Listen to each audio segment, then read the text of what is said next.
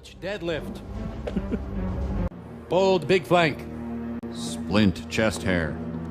Flint iron stag. Bolt Vanderhuge. Thick McRunfast. We put our faith in Blast hard cheese. Does anybody remember Buff Kumail? Back in 2019, this image of Kumail Nanjiani went viral. The actor explained that to prepare for his role in the upcoming Marvel film The Eternals, he had been following a strict diet and workout routine. The difference between these photos and his appearance on the HBO show Silicon Valley gave Twitter users absolute whiplash. I was not prepared. I wish I could go back in time and kill Walt Disney so none of us had to see jacked Kumail. What the fuck? Audiences had seen a similar transformation with Chris Pratt when he hit the gym for Guardians of the Galaxy. It's hard to remember how jarring it was at the time. We all kind of accept Chris Pratt as a meathead, semi-problematic Raptor Wrangler now, but back in 2014, it was like if Jason Alexander got absolutely shredded and became the next James Bond. So if you're gonna be in a Marvel movie, or basically any action movie in 2022, you're gonna have to down the creatine and start lifting. As audience members, it's easy to take this for granted. He's an actor, of course he wants to look jacked as possible on screen. And he said that Kylo Ren had an 8-pack. That Kylo Ren was shredded.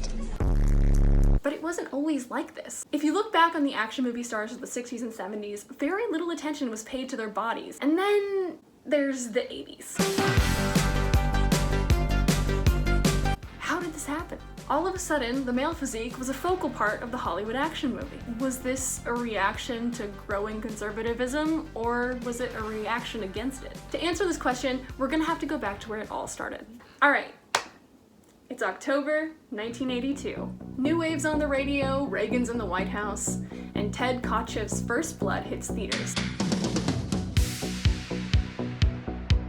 In her book Spectacular Bodies, critic Yvonne Tasker credits Stallone with paving the way for the muscular action hero. Retrospectively, Tasker sees John Rambo's appeal to the male audience as being related to the historic appeal of the martyr. The boundaries of Stallone's body are repeatedly violated, penetrated in a variety of ways, from the scene in which Rocky's eye is cut open in the first film of the series, to that in which Rambo sews himself up in First Blood, or cauterizes his wounds in a widescreen close-up in Rambo 3.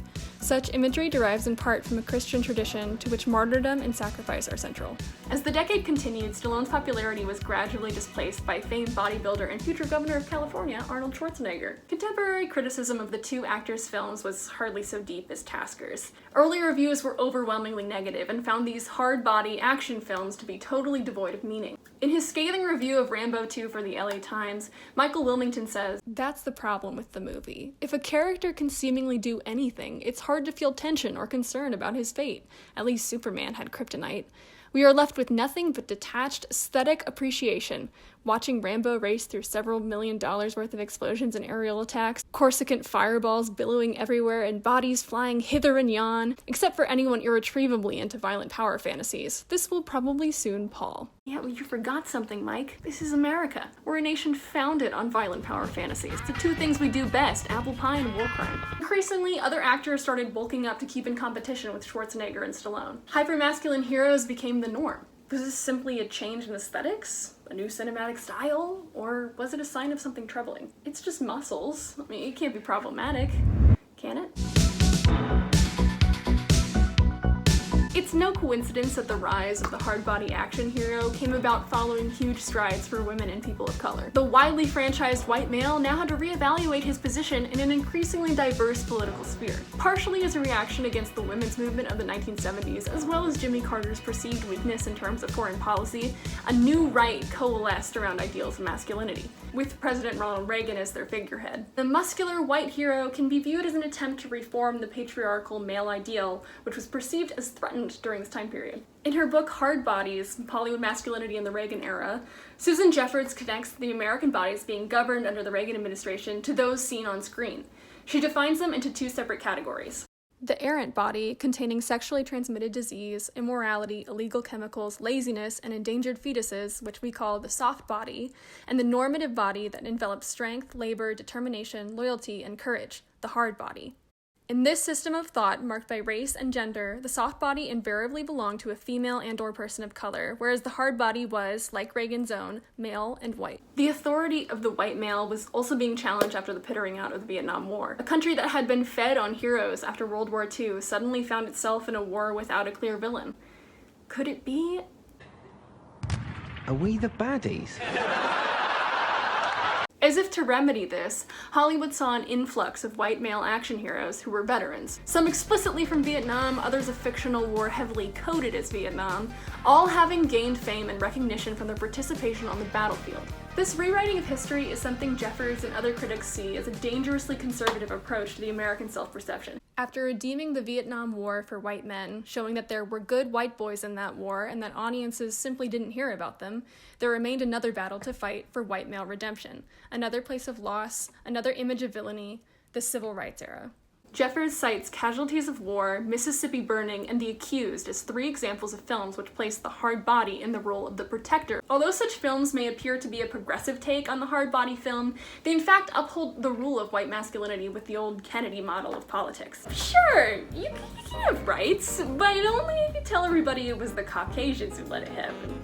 I did all the work, I ended racism, and I never once sent the FBI to monitor MLK's phone calls. What are you talking about? Just stop it, stop talking. Okay, you know, strong man bad, guns go pew pew, it's bad, but is there a possibility that hard body action movies were actually doing something subversive? I mean, there's all these dudes, muscle, you know? Could these movies be a little, how do I put this? In Bodies, Bullets, and Bad Guys, critic Drew Ayers explains, an element central to the hard body genre is its depiction and fetishization of the hard and sculpted male body. The camera treats the male body in much the same way as it has traditionally treated the female body, through excessively lingering shots, pans along the lengths of the body, and close-ups of specific body parts. Now, these films are unequivocally catered to a male audience. These movies are made by men for men, so this feminizing fetishization of their subjects is an area rife for queer interpretation. Take the infamous volleyball scene from Top Gun, for example. I mean, come on, what the hell? The whole film, actually, okay? The whole, like, you can be my wingman scene. You can be my wingman anytime. Bullshit. You can be mine.